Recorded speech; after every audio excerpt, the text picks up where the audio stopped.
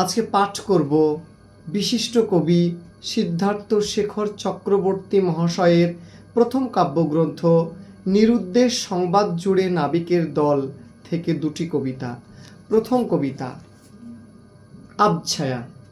সে আমাকে দেখছে, বুঝছে না, হাতড়াচ্ছে, তল পাচ্ছে না। আমার সাথে চাঁদ দেখে, চাঁদোয়া মাখে না।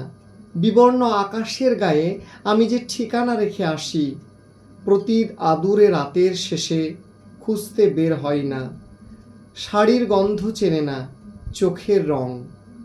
যে কবিতা দাগ দিয়ে রেখে দিই অভিমানের দিনে, মনে হয় আমাকে নিয়েই লিখেছিল কবি, সেগুলো পড়ে উঠবার সময় পাই না। মনের মেঘ নিরুদ্দেশ হয় অবহেলায়, আমার জন্যে ফুল আনে, আতর, তেল, ফেলে আসা চিঠি কুড়িয়ে আনে না। পরের কবিতা, বিবস্ত্র।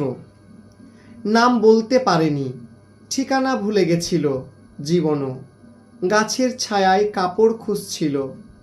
যে কয়েকটি উঠতি ছেলে বাঁধানো বেদিতে আড্ডা মারছিল, তারা ফিরে তাকায়নি, লালায়িত হয়নি, কাপড়ও খুঁজে দেয়নি মেয়েটিকে।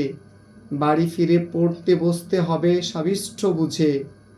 বাবা উঁচু সরকারি অফিসার সবার, মা স্কুল শিক্ষিকা। আত্মীয়রা জানে ছেলে বিদেশে বড় চাকরি করবে। গল্পচ্ছেদ করে পুকুরে পাথর ছোড়ে না তারা।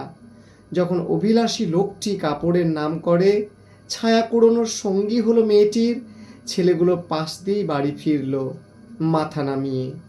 সন্ধ্যাকাশে শুধু কালো শালিকটি কাঁদছিল। ভীষণ সুন্দর একটি কাব্যগ্রন্থ। কবি নিজে এই কাব্যগ্রন্থের যে নির্যাস সেটি তুলে ধরেছেন অসাধারণ 7টি কবিতার মাধ্যমে। এখানে 60টি কবিতা রয়েছে, ভীষণ সুন্দর ও চমৎকার। অর্থ, শব্দ, গভীরতা ভীষণ ভালো লেগেছে আমার।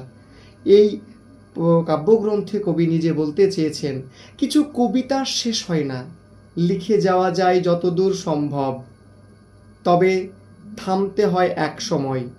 কিছু কবিতা মাত্র কয়েক শব্দে শেষ করে দেওয়া যায়, অনেক কিছু বলা হয়ে যায় এই কয়েকটি শব্দে। সত্যি সত্যিই কয়েকটি শব্দের মাধ্যমেই একটা কবিতার বই বা কবিতা অনেক কিছু বলে দেয়। ভীষণ ভালো লেগেছে আমার। এই বইটি যদি আপনারা পড়তে চান অবশ্যই সংগ্রহ করুন অক্ষর সংলাপ প্রকাশনা থেকে, মাত্র 180 টাকায়। ভীষণ সুন্দর একটি কাব্যগ্রন্থ। আমি আবারও সম্মানীয় কবি সিদ্ধার্থ শেখর চক্রবর্তী মহাশয়কে আন্তরিক ধন্যবাদ জানাই।